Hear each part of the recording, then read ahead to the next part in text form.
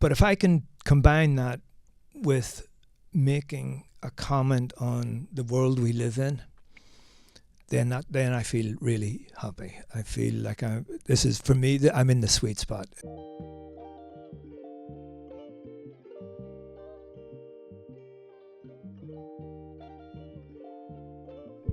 Thank you. Please welcome Ronan Bennett. Thank you very much. Huge thanks again to Sam Kincher-Smith and everyone at the LRB, of course, Molly and Joe filming now for us, and everyone at the Garden Cinema. We have been talking in that brief interval about which ending that was, therefore by definition which film that was. We're talking about the 1950, the two versions of Night in the City, directed by Jules Dassin. Dassin, we think it's Dassin. It is for tonight. And there are two versions. There's the American version and there's the British version. The British version has a completely different score and has an upbeat ending, according to the information online that we can find. And this, we now think, from extremely informed people in the audience, is the American version. The downbeat ending that Jules Dassin preferred himself.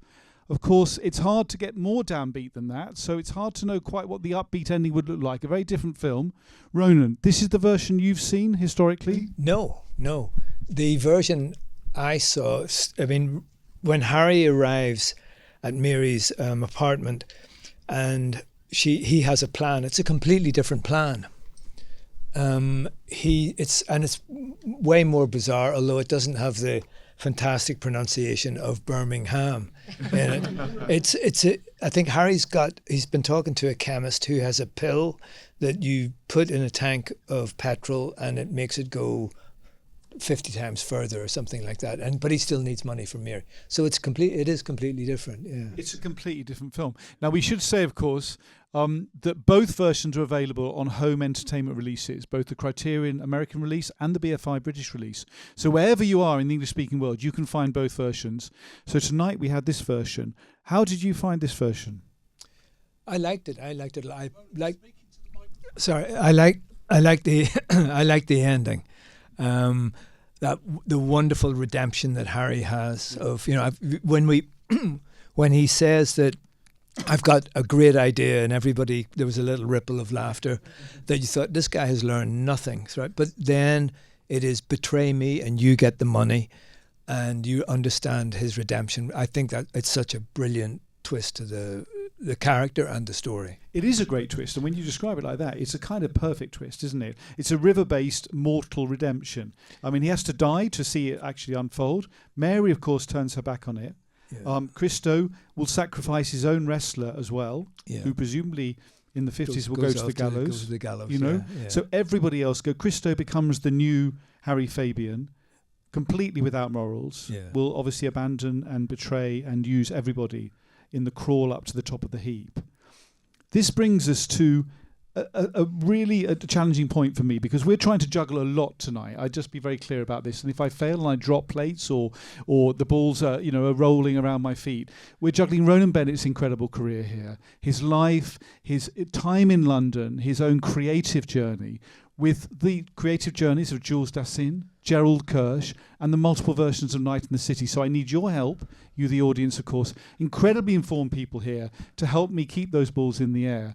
But Ronan, it gives us a sense of the city, of betrayal, of a kind of a me first form of capital in which everybody else can be sacrificed, a locational sense of the city in which the overworld and the underworld are extremely blurred and very close.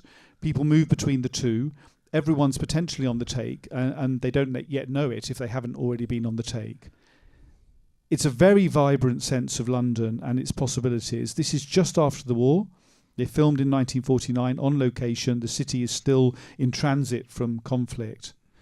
What was your sense of arriving in London? And did you have any kind of echo or refrain of this kind of city in transition when you came to London?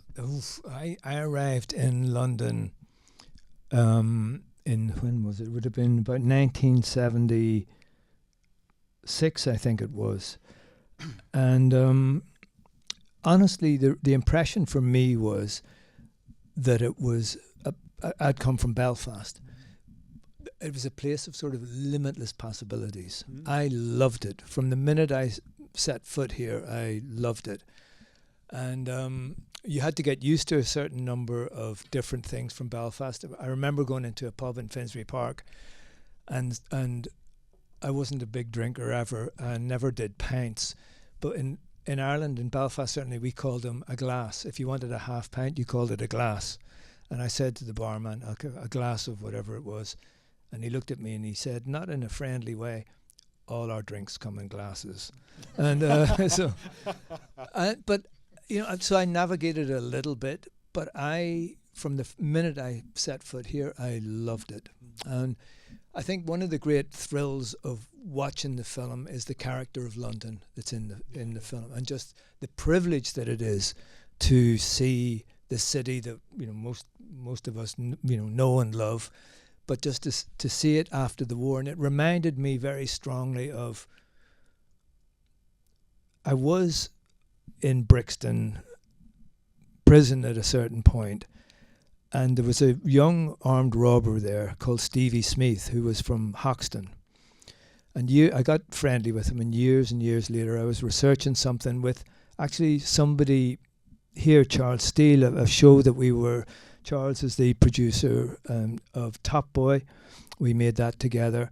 And we had another idea for something that involved crime in London. And I went back to talk to Stevie, who was brought up after the war in London. And he was telling me about going to the bomb sites with other kids to salvage whatever they could. And steal, as it was. And he was caught and went to prison. But he said London, the East End of London, where Hoxton, all around there where he was from, it was so badly damaged by the bombing that they never knew what they would find. And they would go, and it was hard for me to imagine that, but seeing that tonight, you just, probably Stevie was somewhere scampering around there with his little pals, watching. So I thought that was really, as a historical kind of document, was really fascinating. Yeah, absolutely. I mean, that's very vividly described. We see a lot of the city, of course, over the duration of the film. It was shot over, I think, 3 months in 1949, and its origin story, of course, is very interesting for almost everybody involved. The setup of the film, particularly, let's start with the director, Jules Dassin, because he was in the process of being declared un-American in the US and was forced, I think, almost, kind of necessarily coerced into creative exile, as he saw it at the time here, to make this film. And during the course of the making was kind of formally declared un-American. What is your sense now for you, looking back on your own creative career and your sense of being declared by the state unfit for purpose? What is your sense of that journey between, the political and, potentially very serious implications of that, but the political outsiderism and the sense of moving into a creative response to that? Well, the first thing to say about it was that it was extremely unexpected. It's at the age of 18 in prison in Longcash internment camp in Ireland. The idea that this is where I would be many years later was unthinkable. I did run into, about 10 or so years ago, to the filmmaker Terry George, who made Hotel Rwanda and other, I think, was either won or nominated for an Oscar. And I hadn't seen Terry from Belfast for years. And I walked into a restaurant to meet him in New York, and he looked at me and he said, "Can you believe that when we were in the cages together in Longcash, that we would end up doing this?" Because Terry and I were in the same cage 14 in Longcash, for a couple of years back in the 70s. So the first thing to say is it's completely unexpected. And the second thing to say about it is that there have been challenges, and there were, something I did for the BBC years ago was condemned in Parliament, and they tried to ban it and so on. But actually, I've had an incredible amount of support from not just broadcasters and studios and publishers, but also, I really want to emphasize this, from the London Review of Books, because early on as a writer, I was invited by Mary Kay Wilmers, who was the editor at that time, and people like John Lanchester and Andy O'Hagan, who were writing at the LRB at the time, I went in to meet Mary Kay after I'd done a couple of pieces for them. And Mary Kay just said, we really like what you do, and we want you to do whatever you want to do. It's not about reviewing books. If you want to review books, that's fine, but write for us. And not only that, but write whatever you want at whatever length you want. And they supported me. And they supported me in a way, because this would have been in the early 90s, I think, when to write about Ireland, from my point of view, the way I was writing about it was open to, it was not liked. And, people would say, you're a friend to child murderers, or you're this or that. But Mary Kay didn't care about that. She was really wonderful. What she wanted was a good piece and something that you wouldn't read elsewhere. And one of the things she said to me was, we don't look to get the first word. We're not a daily newspaper. We don't look to get the first word. We look to have the last word on something. And as a result of that encouragement, I was able to write and publish things that wouldn't have seen the light of day otherwise. So yes, it's true. I have a particular background and a particular point of view that sometimes producers don't always get, but they can see that there's something in it, and I've been very lucky and have been supported. I would say, Charles, again, I'll mention him again here. We not only don't support the same football team, but I suspect we don't support the same political philosophies. But it's never been a problem. It's kind of, here's the work. If it's different, if it has a voice of its own, if it's coming at things a little, a little off center, and it's original, then people will, my experience is that people will support you. No, absolutely, and thank you for saying that. I mean, in one of your pieces, you talk about a character, and I'm not going to remember which piece now, unfortunately, and you talk about being in conversation with them and understanding that they make a decision and they stick to it. They have a position and they will follow through on it. A kind of, it's a moral integrity, I guess, is what you're writing about at that point. And I'm sure, I feel I could say that that's what people recognise in you. But also I think we should think about that in relation to the film, because so many of the people in this film were required to have that to be able to make it at all, it seemed to me. So what is your sense of which you have also a history of writing about, of that moment of the un-American in the US, and the writers, Dalton Trumbo, etc., your friend Walter Bernstein, the late Walter Bernstein, and so on, other figures who are coming out of a very hostile environment, who were committed to writing in the way that they did? Well, they were always an inspiration. So you referred to Walter Bernstein, who died. Walter died a couple of years ago. He was born in 1919, so he died about the age of 101 or 102. Walter wrote a really great movie about the blacklist, The Front, with Woody Allen. And when you hear Walter had a big thing about loyalty, as Trumbo did, and sacrifice and betrayal, and about standing up for your principles. Trumbo had that great, it was Trumbo did Spartacus, right? Yeah. Dalton Trumbo, yeah.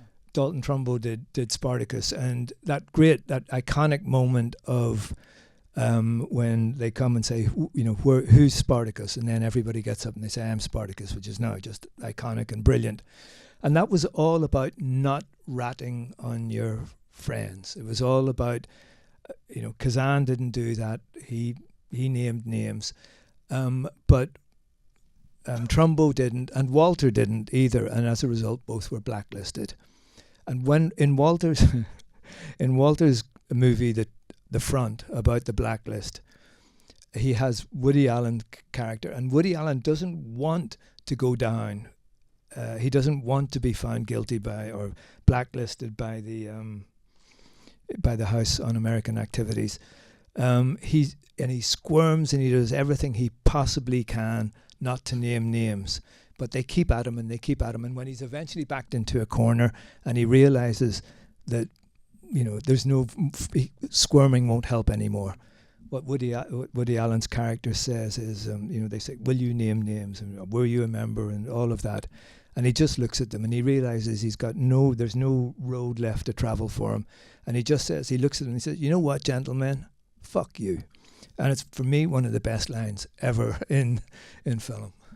Well, I mean, it's very interesting you mentioned that response on the character's part, because at the end of a very powerful piece that you wrote for Jewish Voice for Labour, I think, about Palestine Action, you said the same thing.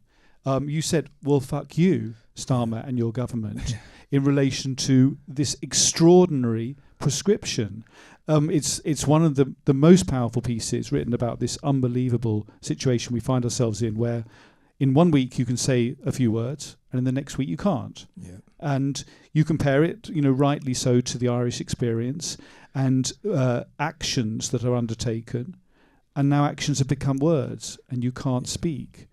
Your sense of your own history and the history of the country that we all live in relation to how culture can respond to such situations has run through, it seems, all of your work in all sorts of ways. But now you're moving to a point where it becomes explicit in a way with your adaptation of Jean-Pierre Melville's Army of Shadows.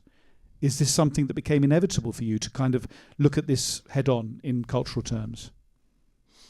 Inevitable. I don't know, but I know that what I like to do best, whether it's in fiction or film or television, is to listen. We're in the entertainment business. Our first responsibility is to entertain, and so you give the audience, one of the things I loved about the film we've just seen is the energy of it. It starts with Harry running, and the running thing, it's just that energy, and I love that. So you give the audience the reader, the audience, what they are looking for, the things that keep them turning the page. Yeah. But if I can combine that with making a comment on the world we live in, then I feel really happy. I feel like this is, for me, I'm in the sweet spot. If I can find the characters and story to keep the reader, the viewer entertained, but at the same time say something about the world we're living in, that's my sweet spot. No, it's great. I mean, thank you for mentioning the kinetic quality, because the opening shot is, of course, Harry being chased across the steps of the Bank of England, isn't it? I'm sure it is the Bank. Correct me if I'm wrong. It's the Bank of England. Yeah. Gentleman at the back. St. Paul's is in the background, I think, but really, is right, it right? Right. So therefore, my theory about them being chased by Capital is completely. We'll cut that out, Joe. Yeah. No, the sense of them being pawns of capital, and they're running across the steps of the Bank of England.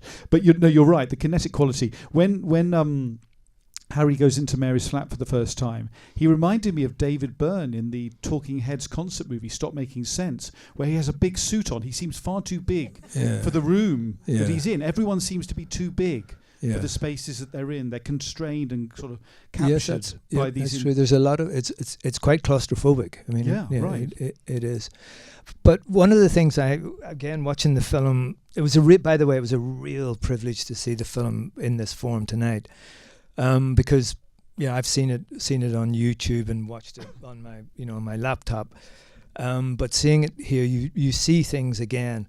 But one of the things is, my collaborators here in the audience will know that I keep saying anytime we sit down to figure out a new show or a film is, what does our central character want? What does our protagonist want? That's would be true, right? I always, and it can be quite reductive in some way, but I find it really helps, the engine of the story. And here it was so clear. What Harry wanted overall was to make, to make his fortune, to make good. He used his wits, his resources, his quick thinking, his charm, all the rest of it to get it. But at every point, the filmmakers gave him a dramatic need that would get us through the next act. Like, I need £200, it'll all fall apart if I don't get my £200. And then there's that. For me, the movie really becomes, because I don't know if, like the rest of you, I find the first 15 minutes or so of the film, I don't know what to make of it. I don't know what genre we're in. Are we meant to take it seriously or what? But when Helen kisses him in that booth in the pub, it takes, for me, like that, my personal reading of it is it takes on a completely different meaning at that point, and she gives him the money, but then he has to get more money to get the fight to get, and so on. And I love that, just as a storyteller, as a filmmaker, giving your characters, so on a very basic storytelling level, giving your character a dramatic need that will get you through the next act is, it's essential, and I think they did it brilliantly there.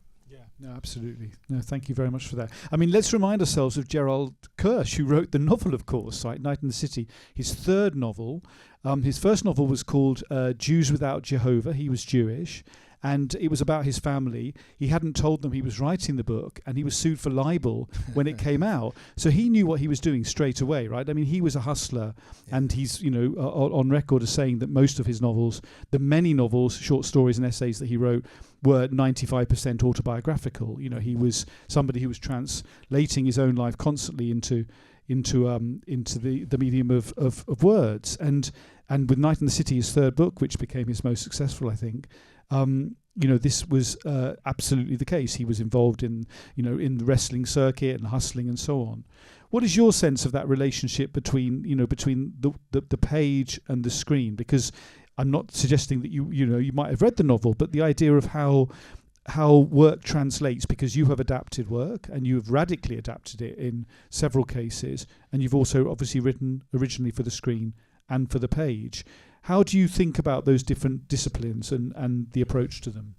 Oof, that's a huge. I mean, what time is it? That's a huge question.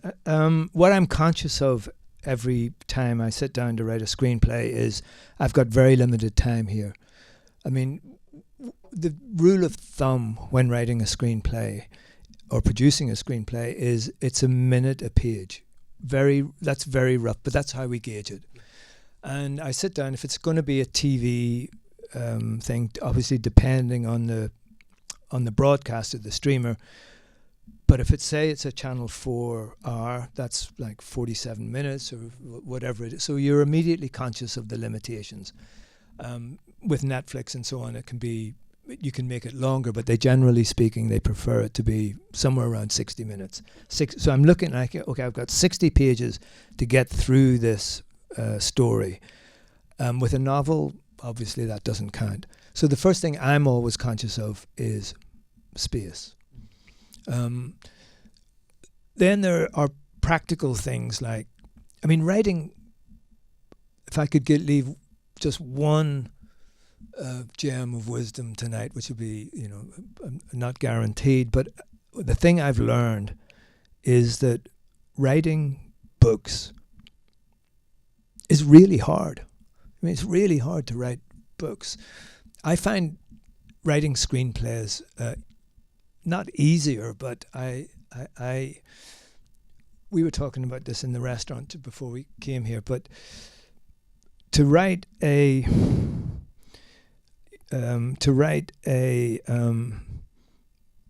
passage in a novel that describes, for example, this scene, Ronan and Gareth at the table. Ronan is stumbling through his thing. You do it very quickly. You do it very, very fast in the stage directions. 2-3 lines, that's all you need. You pick out the highlights, the things that you need for production, the things that you need for the actor and the director.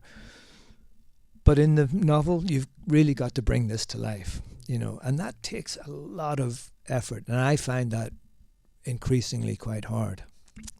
So... we will be charging for that insight. Just so you know, when you leave, there will be a box and you can tap, of course, or give real money. And anyone watching this on YouTube later on the Garden Cinema's extremely exciting site will also be charged.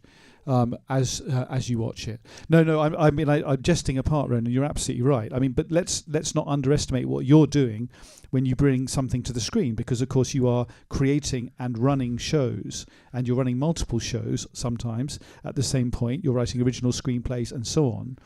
So what is your sense in relation to perhaps how we think about Night in the City of the making of a film, or a series or a box set, the actual making of it, and the idea of collaboration within it? Because there's a great collaboration going on in here between all sorts of elements of the crew and the cast, and collaboration is surely central to what you do, without which, as you're naming Charles and others, would not be possible.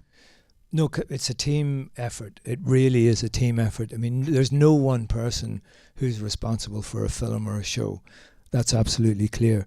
In my experience, mostly the teams have worked well. But, like with any team, there are going to be different points of view. There are going to be people who need this or need that, and they can be in conflict. But it requires people to really pull together, to work together. One of the exciting things for me is particularly when you start pre-production, is you start hiring people. You start hiring your HUDs, your heads of departments, everything from casting to production design, or you've got your location scout. And by the way, the location scout, whoever it was in that, did a brilliant job. And that's exciting, and hair and makeup and all those people, and you see them come together in the production office, and they all have their own area of the production office, and the photographs of the cast start going up on the wall, and the locations and the design, and then you have your costume person with their clothes and the way that the way they see the whole thing. It's unbelievable. I mean, working together in a team to create something is incredibly exciting, and just seeing really good people do their thing. It's not to say that it's not without enterprises like that always have their complications, but if it works and the thing you produce at the end of it really stands up and finds an audience and people like it, and maybe it gets nominated or shortlisted for things, then it's all worth it. It's when it doesn't work, and I've had that experience. A lot of effort has gone into something. You've all believed in it. You've all done your best, and for whatever reason, it just doesn't work. And you never know when it's going to work. It's like it is. You can have a really great script. You can have a really great cast. A fantastically talented director. You can have all those things, and for whatever reason, it just doesn't. The souffle doesn't rise, and that's so dispiriting. It's grim. So I would emphasize the excitement, but also the anxiety that you have. That when you never know if it's going to work. Absolutely. Well, it certainly worked, obviously, on screen tonight, and it works with your extraordinary series and standalone features. Before we go to the audience, and what an informed audience it is, already had glimmers, of course, of the insights that are sadly lacking from the host tonight about the film and its locations. I'd like to just think briefly, if we could, about Night in the City 1992, the Irwin Winkler adaptation of the film rather than the book. Robert De Niro, Jessica Lange, New York City's moved from wrestling to boxing. Of course, Robert De Niro knew a little bit about boxing from his 80s activity, but I'm struck by the wrestling scene in the original we've just seen. Extremely physical, extremely visceral. Both of the performers, actual professional wrestlers. Mike Mazurski had become an actor, but from a professional wrestling background. That sense of physicality and kind of recreating something that can't really be concealed or worked away with trickery. What is your sense of the physicality of this film, and if you want to reference the 92, that version? Yeah. I thought the physicality here was really phenomenal. It was so. One thing to say is that you don't see bodies like that real people's bodies anymore on screen. No actor now would allow themselves to be photographed in that. They'd be working out beforehand. They would be, but seeing those men and seeing that sweat and the flesh pressed, pressed up against each other, and the proximity and everything I really, and seeing it on a decent sized screen, I thought that was a highlight of the film for me. Someone I was with had to turn away, so that was the impact. Yeah, it was that physical. And it's that physical being with the audience here tonight. I would say. I mean, they are absolutely real to me. I feel them in the room. I can see them all here. Unlike in previous excursions where we've had complete darkness from the second row back. It's your time now. Would you like to say anything? Yes, please. We have a renowned broadcaster, Antonio Quirk, here at the front, who I was hoping would go to the microphone very swiftly. And thank you, Antonia. Could you please give us a sense of your response to the film? Is it on? Yes. Just incredible to see it, and the scene, the wrestling scene in particular. The kind of sometimes the camera is so close to the skin. It's really avant-garde, and I don't think you get that until you see it on the big screen. But just in reference to that particular scene, I wondered that amazing moment with Herbert Lom. By the way, what that man can transmit with the back of his head is just absolutely incredible star. But that moment, the death of the wrestler, where he says, it's art, it's beautiful, it's worth fighting for. I mean, where did that come from? And I wonder, what's he really talking about? Is he talking about the death of Greco-Roman wrestling, or is he talking about cinema and what you need to fight for with art? I hadn't thought of that, but very good point. Yeah. Great question. Yeah, Antonio, I think the seat is warm. You might want to step up, I think. Thank you.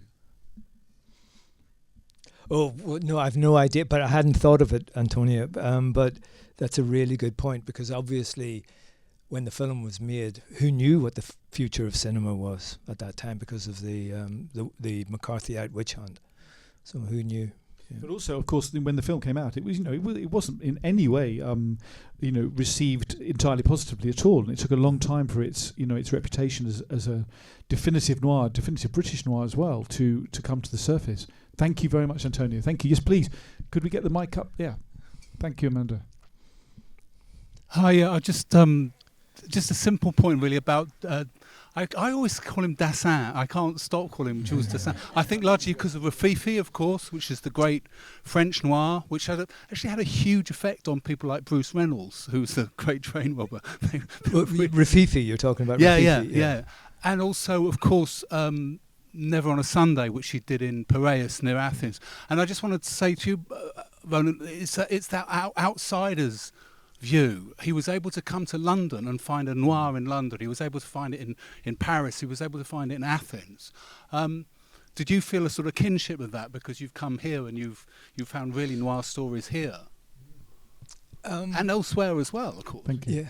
Yeah. I wouldn't call myself a Londoner now, but I've lived here so long that I don't consider myself an outsider, Jake. And in some ways, I think it was because I've lived here so long that the inspiration, for example, of Top Boy, 2 minutes from my house, there's a supermarket, a Tesco, and one day I saw a kid dealing drugs there. And I think, had I been an outsider, I don't know that I would have noticed it. I don't know that I would have noticed it. But to me, used to the supermarket, used to the street outside and the traffic and the people, it was odd, and so I stopped to notice it. And I was just saying to Gareth earlier that today I was walking from my house towards Murr Street, and there was a bin lorry in a council estate, and on the other side on the street, a guy came up with on a bicycle. One of the workers in the bin lorry came over to him, passed him something. The guy on the bike passed the bin guy something. The bin guy threw it in the window of the truck, and the guy cycled off with a wave. I have to say, there was nothing violent or threatening about it, but it's very domestic, But anyway, so those things, I think when you come as an outsider, you see even your line of sight, I think when you walk through a new city, people who are new kind of tend to look up. And if you've been in the city, if you know it well, you look down, you look straight ahead. And I think what Dassin, he was born in America, I think, wasn't it? Yeah, so he probably would have called himself Dassin, I imagine.